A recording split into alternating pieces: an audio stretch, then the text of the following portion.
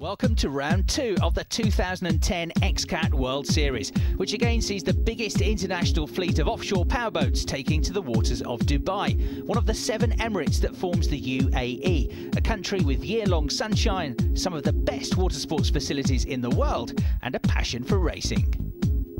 With world-class hotels and shopping facilities, a favourable climate and golden beaches, Dubai is now a popular worldwide destination for holidaymakers, and the city provides a vibrant backdrop to this latest instalment of extreme catamaran racing. With more than 20 high-performance boats in action and teams entered from all over the world, these events require much organisation. Together, the Dubai International Marine Club, the World Professional Powerboat Association and the sport's governing body, the UIM, provide a team of professionals who make sure the races ran as smoothly and safely as possible. Here's event officer Mohammed Hareb with an insight into his role. In this XCAT race, I am the officer of the I liaise between the race control and the race director and the local organizer, between the rescue, the civil defense and the Coast Guard. I'm the middleman, as they say. Safety is a major thing. Right now we are only concentrating on safety. Our main concern is to have the racer go and race and have fun and come back in one piece. It is a difficult job because today XCAT, it's an international event, first of all. Second of all, we have almost 21 boats in this event, 10 rescue boats, 4 Coast Guard boats. It is the biggest event of power boats, I think, internationally. But because of the quality of the racers that we have, the mentality of the people that we have in this race, I think they are very helpful in organizing the race, and it's a warm family between the committee, the racers and everybody else. 2009 was the inaugural year of XCATS and the format proved highly successful. We asked race director Rory Power how the championship was now developing into its second season. We've got so much publicity last year because it was the world's largest series last year. We've got a much bigger international fleet this year. We've got entries from the US, from Europe, from Italy, Sweden, the UK, France is a new entry this year. So with all the new equipment, we're getting much newer technology being brought into the series. Everybody's looking for the edge always. We have a very competitive field of people here. They've all raced in other fields, whether it be powerboating or motorsport. So any edge they can get, they're going to be after. And obviously this is purely about racing. So it has meant that some of the new bits of equipment that they thought they may be able to bring in, we've had to sort of pretty much put a stop on so that we keep a fair playing field.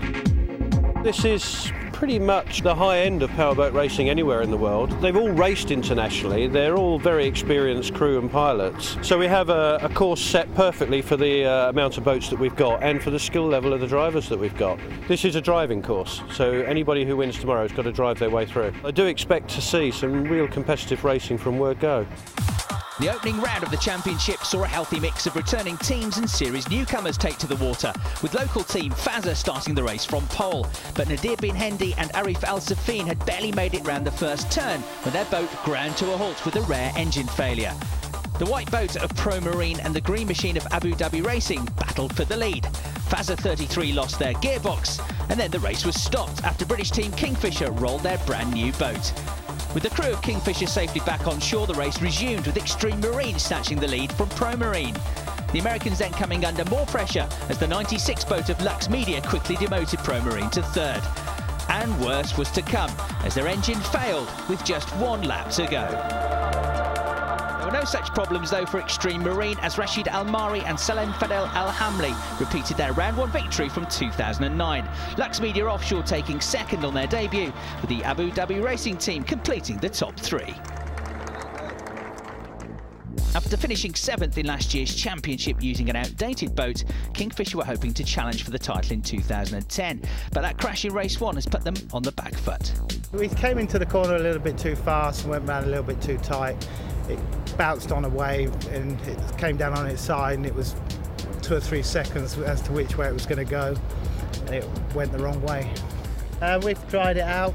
We've changed a lot of the electrical parts. We've stripped back a lot of things. We've had 3 days solid work on it, you know, like 16-hour days, and hopefully, fingers crossed, we'll get through today's race. We're quite sort of confident that what we've got will do the race, so we'll run it as hard as we can. Italian team Nicolini Offshore is new to XCATS this season, although brothers Matteo and Luca Nicolini are hugely experienced powerboat racers. This boat is new project, hull same of Qatar 94, with a very small modification regarding the hull, but completely new deck. The boat is handling very well. We do some modification from the first race that was very difficult to handle. Yesterday we changed also one engine from the beginning, don't give us the right power, so we still need to work on propeller setup, because now the boat is okay, but we need to spend time, and this race will still be just a second test race for us. I hope to be back in competition like the past year with my new boat and compete for the lead too. Championship leaders Extreme Marine were on the pace throughout round 1, but the sea provides an ever-changing racetrack that can have serious implications on setup. Before the race we use another setup, and now we change the setup boat for flat water, but the water now it will rough, and I not have time to change anything now. We go race by flat setup. Extreme Marine is just one of a number of teams that has developed a new boat for this season. The technology and design of these cutting-edge racers is ever evolving, and experienced competitors like Gary Ballou are always making sure they're at the forefront of any advances. Everybody shares their ideas and technologies here. You know, most of that we're talking about is safety, where the WPPA has implemented a lot, you know, of safety rules that are way forward for the sport, and it's good for all of us. So if I look at the way that my fellow racer stuff is, I may be able to learn something from what he did. It's a better idea that may improve my safety, and maybe I can pass that on to somebody else. We're hoping the wind blows a little bit more than it is right now, but you know, you can't, you know, change that.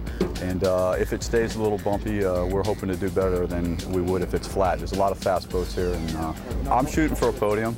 You know, we'd all like to be there, but I think everybody else here is too. While Pro Marine are entering their second season, a number of teams are still learning about the finer details of XCat racing. Lux Media Offshore amongst them. Not that you'd know it, given their impressive second-place finish last time out. So what are their tactics for round 2?